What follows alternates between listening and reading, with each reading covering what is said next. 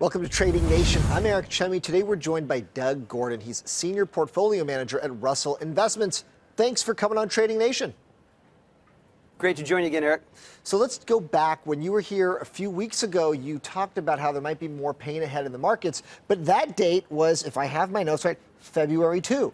That's when the correction began. So we could say that you perfectly nailed it in your crystal ball, but now I'm wondering, tell us how much money you made. Did you buy the dip on the way back up at exactly the right price?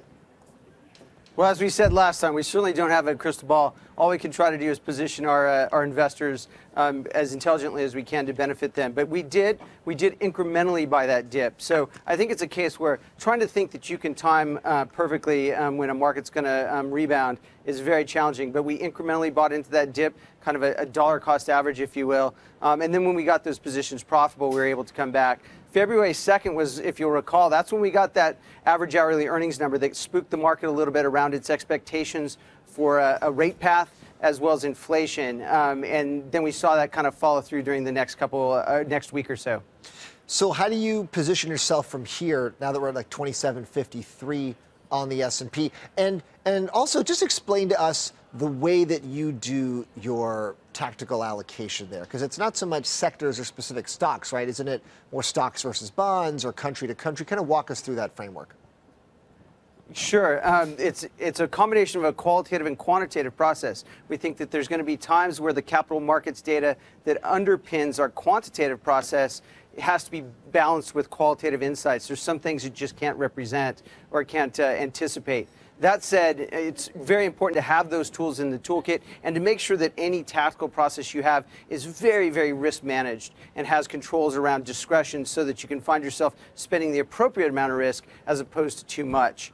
When I think about right now, this is obviously the important question. Where do we go from here? We've kind of seen markets go sideways a little bit. I think it's a case where the market's craving certainty, and we don't have that. We don't have that with respect to monetary policy. Maybe we'll get that coming up on the 21st with the FOMC announcement, as well as press conference with Fed Chair Jay Powell. And we have a little bit of uncertainty, obviously, on the fiscal policy side, or at least on the administration side, where there's been quite a bit of turnover in the market. Again, that's just not something that gives it, lets it sleep as easily at night. So which area of the markets do you like best right now? Yeah, it's a case where, from a broad construct, we'd probably like non-U.S. developed equity. But let me be very clear, that's not at the exclusion of U.S. equity. It's just within a multi-asset structure, we'd probably have a slight tilt there. I think we still like a short fixed income position, potentially in a long short structure, funding that. But that's a case where we might have seen the majority of the yield increases so far. We'll see again as we go into the FOMC meeting next week, where there's going to be some uncertainty on the market again, tied to whether or not we see a 4 or a 3 3 rate hike median dot from the FOMC. We've talked about a lot of different risks here in the market, the Fed being one of them. If you had to pick one, though, what's the biggest risk in the markets right now? Yeah, it's a really tough one right now. I'd have to say that, you know, when we look at the trade policy and the tariffs that the Trump administration has put out, in and of themselves, they're not that worrisome. The 25% and 10% on steel and aluminum, respectively, they're kind of representative. But it's hard to assess whether that's a negotiation ploy, a pure pivot in terms of protectionist policy, or somewhere in between is probably where I think you'd have to land. That said, it's not about that as much as it would be about a retaliatory response and then counter response, if you will.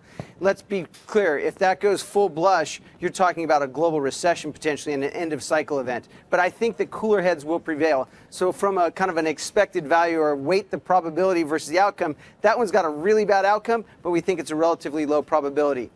Second order probably would be monetary policy mistake. I think the Fed that we have now under Jay Powell is probably erring a little bit more on the side of getting the rate hikes in, and then they can preserve their optionality. Yellen's Fed, on the other hand, remember, it was data driven. That was the case where they probably waited till they saw kind of the whites of inflation's eyes and a willingness to stomach above target inflation before they started to make the rate hikes. Again, we're later in the cycle, so at some level it makes sense what they're doing, but I think the market is still kind of repricing and redigesting what their expectations are around the Fed's rate path going forward. So is it fair to say, we could write the headline, Doug Gordon says the biggest risk in the markets is a global recession. Is that fair?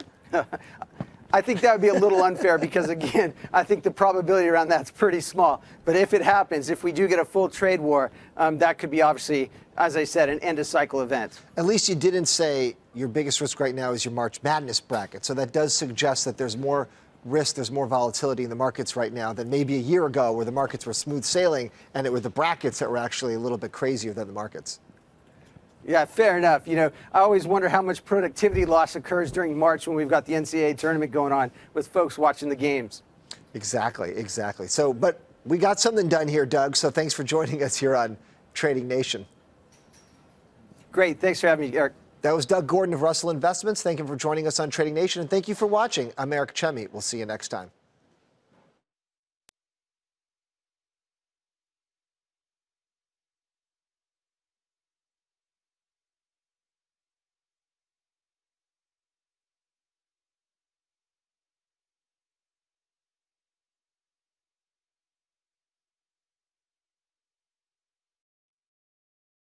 Hey there, thanks for checking out CNBC on YouTube. Be sure to subscribe to stay up to date on all of the day's biggest stories. You can also click on any of the videos around me to watch the latest from CNBC. Thanks for watching.